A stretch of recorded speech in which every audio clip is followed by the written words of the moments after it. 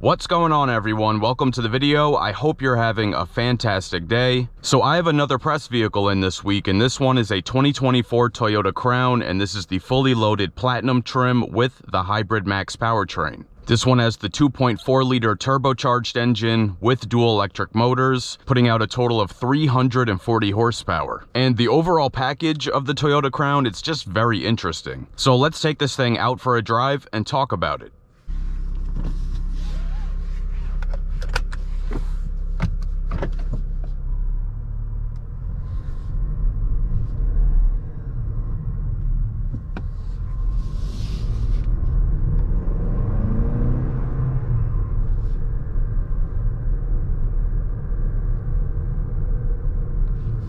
I will start this video off by saying I'm not sure exactly what I expected when I was getting this car in, but after having driven it around for a week, I'm actually very impressed with the way the car drives. So the first topic I'll talk about here is ride quality. Very surprising how soft the ride is. The name Lexus definitely comes to mind in terms of comparison.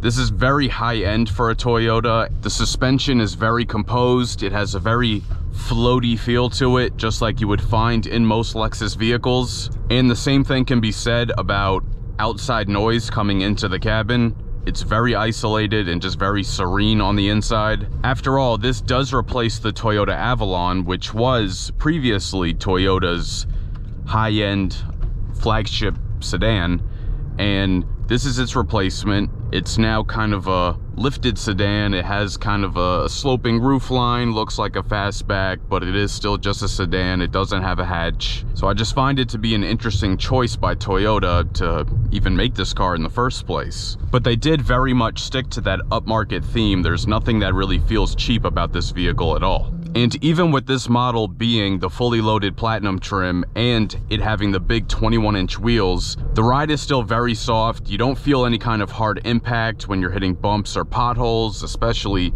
up here in New Jersey.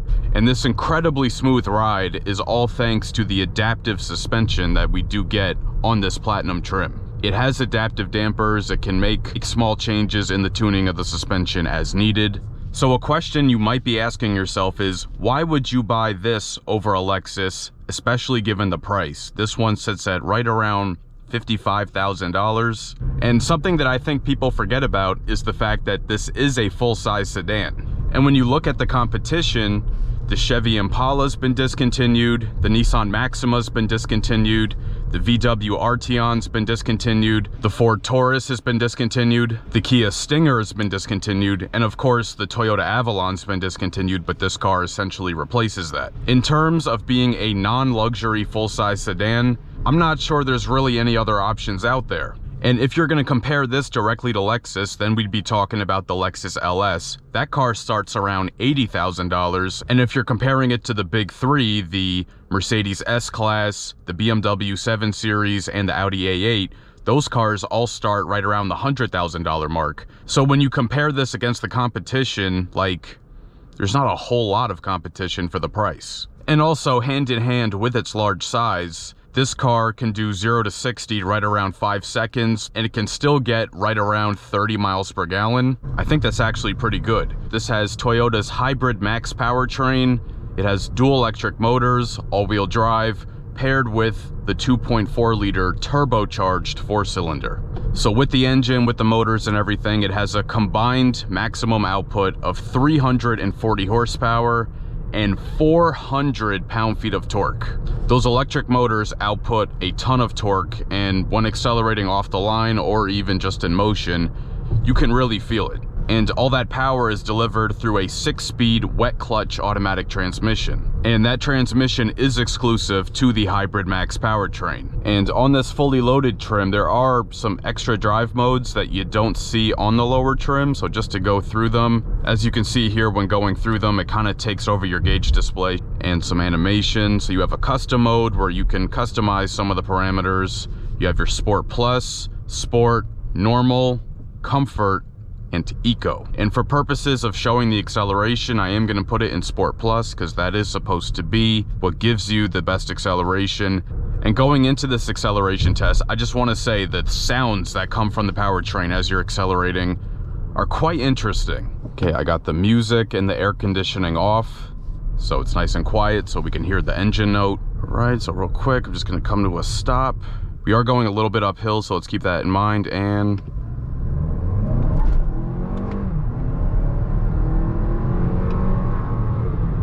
so just a tiny bit of tire spin there on the 0 to 60. You can hear that turbocharged engine revving, but you can also hear that turbo whistle too. And also those high-pitched electric vehicle noises you get during hard acceleration too.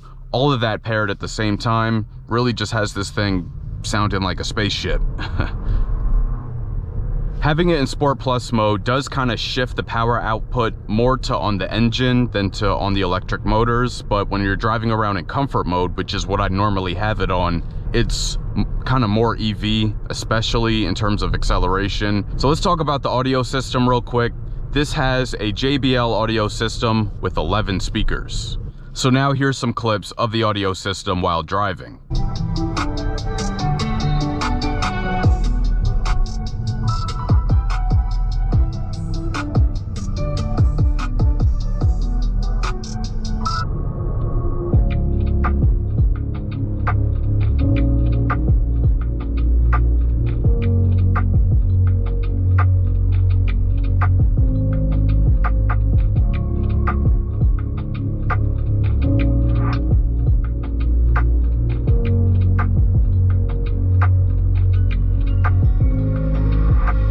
So I've heard a lot of talk about this JBL audio system from other car reviewers and their videos. I even heard some people say specifically that it lacks low-end bass. I don't find that to be the case whatsoever. In fact, I actually have it turned down a notch because I think it's just a little bit overbearing. I think most JBL systems that I listen to are tuned pretty similarly, with that low end being a bit high. And I do think a lot of people are comparing it to Lexus's Mark Levinson audio system, which if you're comparing the two, then yes, the JBL doesn't stand up to the Mark Levinson system, not even close. But remember, we are still talking about a Toyota, not a Lexus. But in terms of a JBL system, just like all the other JBL systems that Toyota uses in their other models, I think it's right up to par.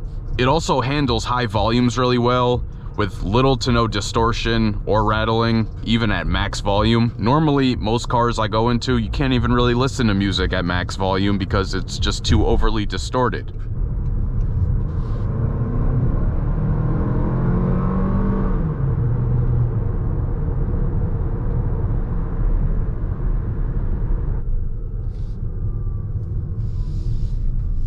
So now we are here at the back roads at Eagle Rock Reservation so that we can get a good test of the steering and handling on some of these winding roads.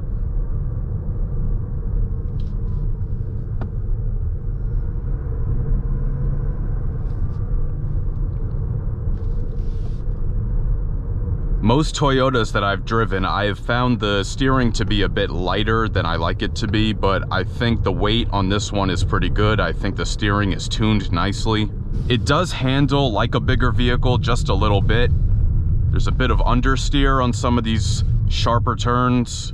I wouldn't call the driving characteristics sporty by any means, but definitely competent.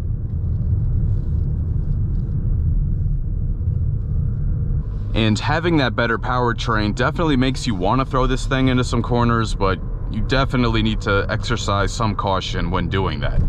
But it does feel nice and planted, and the all-wheel drive system works pretty well too.